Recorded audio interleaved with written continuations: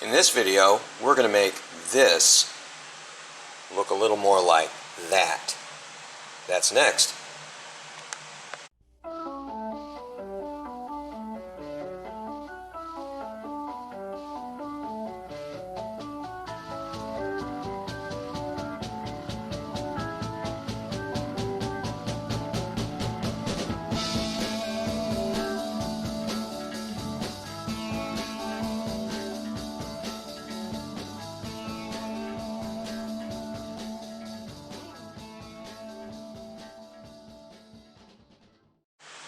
Okay, come here, I got something to show you. This is my Remington Model 11 20 gauge Sportsman. What we're going to do in this project where we're reconditioning the 12 gauge stock is we're going to try to repeat this checkering pattern on the 12 gauge. Okay, so you see these little marks here. These are measurements that I took and I copied the pattern based on what is on the 20 gauge. I took measurements up here where the tip is on the top and the bottom. I looked at the curve here, the curvature underneath, and I tried to copy it as best I could onto this stock. I've done it on both sides, and now the next thing I'm going to do is very carefully put these lines in. Also, I took a little measurement of the checkering pattern up here, and it comes in at about 18 lines per inch. I don't know if you can see that, but I'm going to lay this down. Here's the 18, just like so. So you can see that that pattern matches up pretty nicely. And coincidentally, my checkering tools will do an 18 line per inch pattern. So I'm in good shape there. I'm just going to show you what I'm doing here. This is something that I do anytime I'm laying out lines, and it's because I really suck at this. And when you really suck at something as bad as I do on checkering, you need all the help you can get in order to make these lines straight. So what I do is I put down label making tape for my straight edge, and then I just kind of masking tape it in place so that this doesn't go creeping off in some weird direction. I can hug that tape and very gently make my line, and it stays straight. To be honest with you, this is the only way that I can make checkering look even remotely passable. If I don't do this, it's just, I can tell you right off the bat, it's going to be terrible.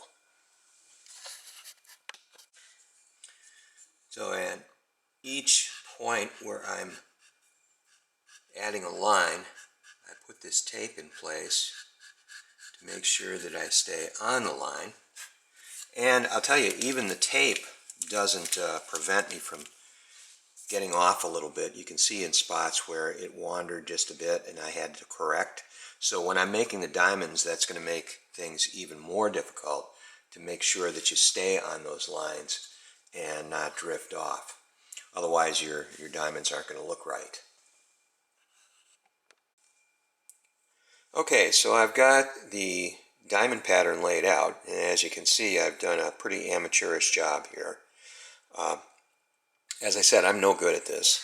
Even when I'm using the tape, sometimes I get off on the lines and they're not exactly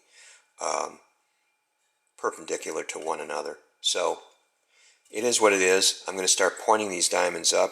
One thing I'll point out is that down here in the center, the diamonds always seem to get smaller on this. They did on the other side and they did here. And I don't know if that has to do with the fact that this is tapered, but if there is a way to compensate for that, I sure don't know what it is, and I'd love to find out. And if any of you guys have any comments or suggestions, by all means, put them in the comments. You won't hurt my feelings. I know I'm bad at this. So any suggestions you might have for improving this would be great.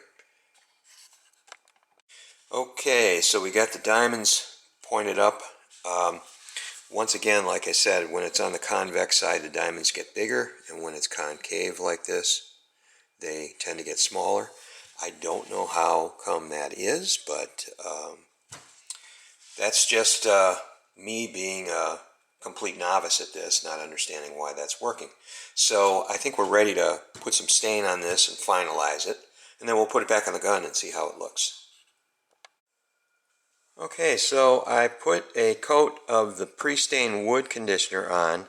I let that dry and then followed it up with a coat of the wood stain that I was using, and I'm pretty surprised. It looks, well, not too bad.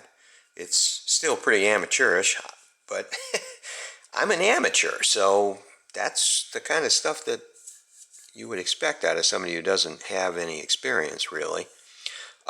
It looks a lot better than I thought it would, and there's only one other thing that I might want to do to this, and I'll show you that by comparing with the shotgun. Okay, let me back out here so you can see. There we go. If you compare the checkering on the shotgun with the checkering on the stock, you can see that this has got a lot more dark in it, and my understanding is that that's due to years and years of people using the gun, and that's the oil from people's hands.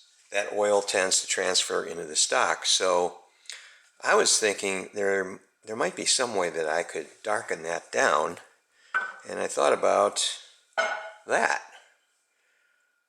I don't know, might be worth a try. I could put on very lightly a little bit just before I start the last finishing touches of the true oil.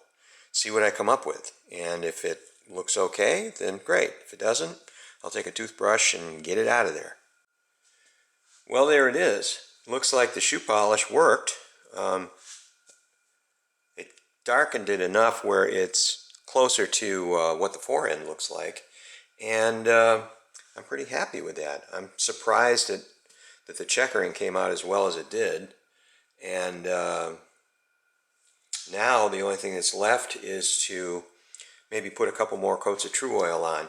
That'll seal in that polish so that it doesn't move, and it'll also give me an opportunity to give this a little more of a matte finish. I want to make sure I match the satin finish here, so I'll have to put some rotten stone on this after the coats of true oil and get it down. But overall, I'd say this worked out fairly well for a rank amateur. Let me know what you think down in the comments. In the meantime, we'll see you on the next video.